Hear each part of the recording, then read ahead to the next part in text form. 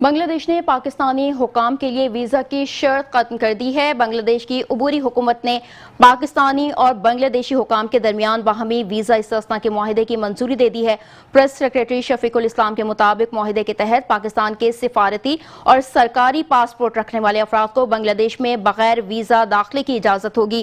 یہی سہولت بنگلہ دیشی حکام کو پاکستان آمد کے لیے حاصل ہوگی۔ یہ معاہدہ آئندہ 5 سال تک نافذ العمل رہے گا۔ آپ کو بتا رہے ہیں بنگلہ دیش نے پاکستانی حکام کے لیے ویزا کی شرط ختم کر دی ہے۔